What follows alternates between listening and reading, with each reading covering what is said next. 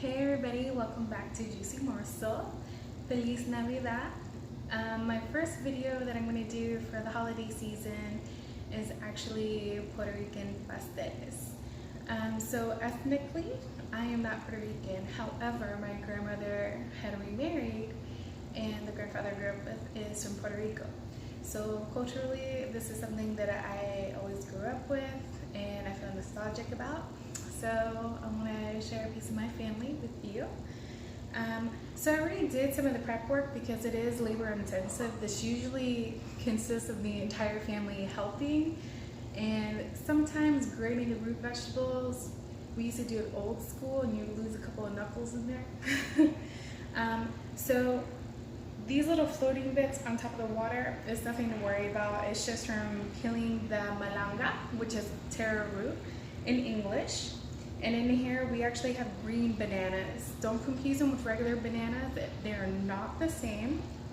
And then we also have some pumpkin, one plantain, and a couple of potatoes. And so this is what we grate together in order to make the masa.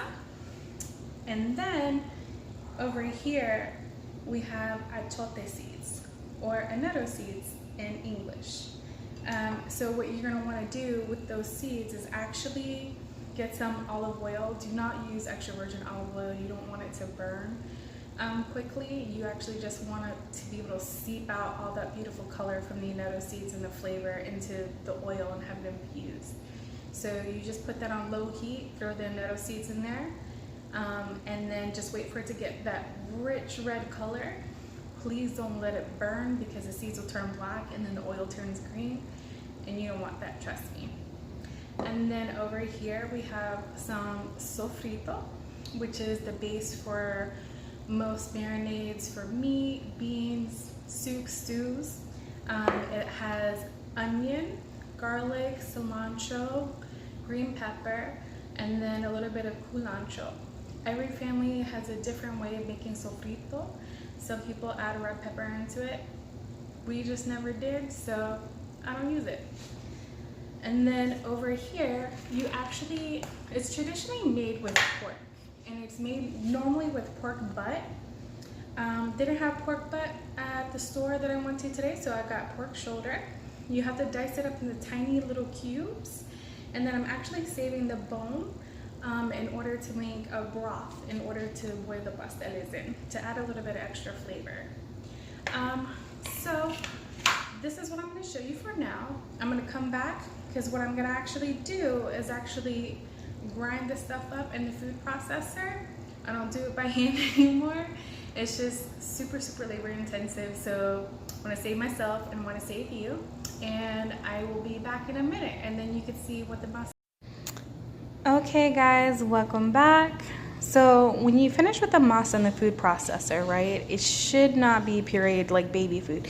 You should still see like a little bit of texture to it. And then after this step, after you got the masa all looking like this and everything incorporated together, we're gonna go back to our achote oil or annatto oil. You see how deep red color that is? And what I did was I just bought a couple of like little funnels, and that way I was able to just pour it back into the bottle after I strained it. So now what we're gonna do is actually add the annatto oil to the masa, and I'll give it this rich, deep golden color. Okay, and then we're just gonna mix that. Look, see how after you mix it for a little bit, how vibrant the color starts to become. We're gonna come back to this in a minute, or actually I'm gonna come back to it in a minute and finish mixing this up. And then after you actually mix this up, I'm so sorry, you're gonna need to add a little bit of salt. Don't overdo it. It's always better to add salt at the end because everybody has a different palate and taste for salt. So I'm not a big heavy salt person. I prefer to use salt as a flavor enhancer more than just like adding flavor itself, because I put a lot of herbs and other spices in it for flavor. So now let's go ahead and go over to where the pork is. So I already have turned on my pot, and I'm going to go ahead and You see it's really well loved and used. And again, we're gonna go ahead, I'm gonna turn this temperature down actually a little bit because it's smoking. Okay, so we're gonna go ahead and add the achiote oil. And you wanna be kind of generous with this. And then you see we have the sofrito over here. So we're gonna go ahead and add the sofrito to the achiote oil.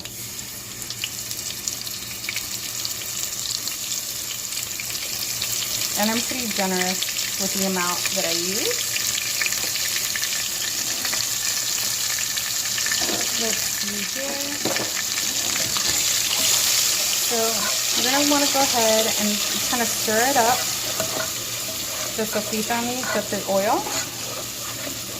And you kind of wanna let it cook down just a tiny bit. You don't wanna overdo it, but you know, just enough.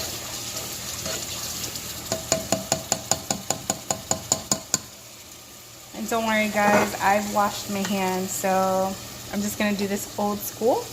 I'm gonna grab a handful of pork and start putting the meat in.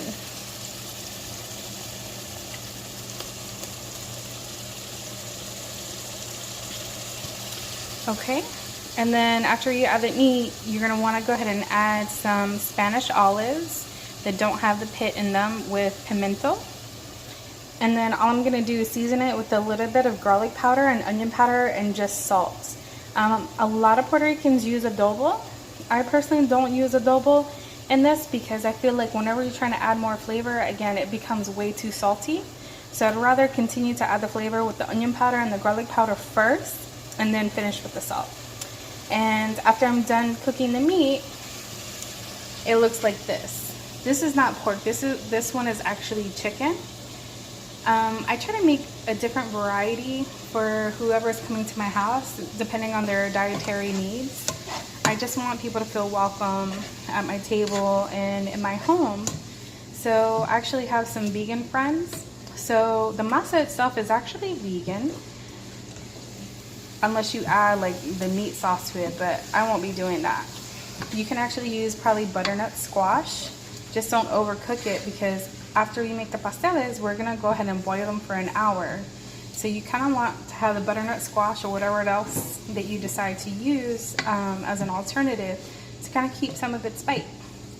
So, alrighty, I will see you guys in just a minute when we're ready to assemble the pasteles. Okay, you guys, so we're ready to assemble our pasteles. Please forgive my fingernails. If you've ever peeled green bananas, you know it turns your fingers black, and forget it. Definitely show a lots of love to your nail techs. And we're gonna go ahead and begin. So this is a special paper. It's pastele paper. Usually it either comes in a roll, or you can buy the packages that already come in just their own separate sheets. So what you're gonna do first is actually add some of the achiote oil that we made earlier. You're gonna kind of put like a little circle here. And then what you're gonna wanna do is take a spoon and just kind of keep rubbing it out into a bigger circle. And this will help keep the pastele from sticking to the paper after it's done cooking. So you want a good circle about like that. Okay, and then what I have here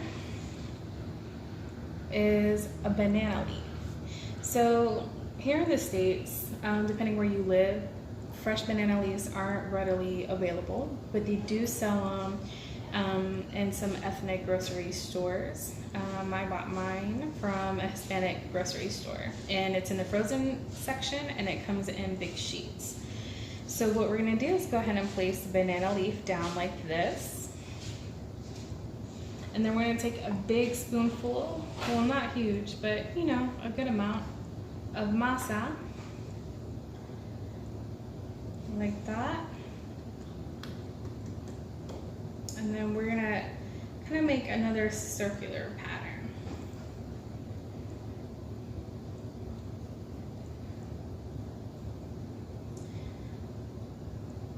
Isn't doesn't have to be like super perfect, but you know, just a good idea.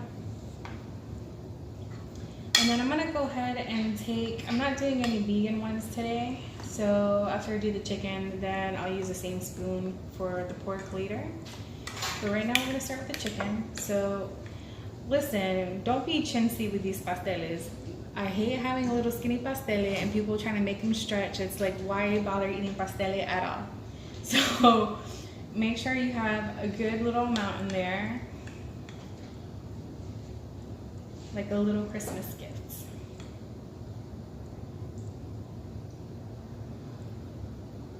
Okay, and then the easiest way to do this is you're gonna go ahead and fold the paper towards you like this, keeping in mind to keep this centralized. And then you're gonna press in the center, like so.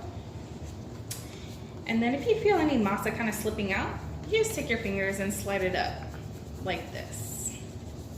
You want it like a nice little rectangular shape. And once you have it like that, you're gonna go ahead and fold the edge of the paper inward, and you're gonna keep going until you're able to fold it over like this. Now you're gonna do the same thing at the edges, kind of push the masa inward, and then you're just gonna fold the ends in. Oh, did I grab another piece of paper with this? I sure did. So don't do that. Okay, here we go. So you're gonna fold these ends in like so. You're gonna wanna do it once because you're gonna have to tie these together. So you could either do that, or what my family does is that we try to actually interlock them like this. So what we do is, once we have one side, we're gonna try to open up a little pocket like this and slide the other side inward. It just kind of helps keep the pastele a little bit more secure and keep the masa from getting soggy after it's boiled. Okay, I'm gonna turn that around. And then there's a special pastele string. If you can't find the pastele paper or the string, you can honestly just use butcher paper and butcher twine in a pinch. So what you're gonna wanna do is slide the string underneath, and then kind of match up your strings, kind of like you're tying a shoelace, right? You're gonna tie it this way and try to get it as center as possible, and then turn it around, flip it over, and tie it this way, and again, like you're tying a shoe. And then you kind of keep repeating this process a couple of times until you feel like everything is secure. Now, some people will tie 2 pasteles at a time. Just for intensive purposes, I'm just doing one, just so you can kind of get the hang of it.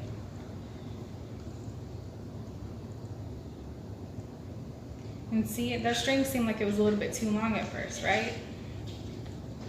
But in actuality, it's not. So once you get to kind of this point where you can't really wrap around again, you're gonna wanna take the string and tie it underneath, or bring one string underneath all the other ones, like so. And then you're gonna double knot it to hold it secure. And that's it, guys. That's how you assemble a pastele. I'm gonna be making other holiday dishes from Puerto Rico, and at the end of the month, we're gonna have some dinner with some friends and have a nice little chat. I look forward to seeing you guys.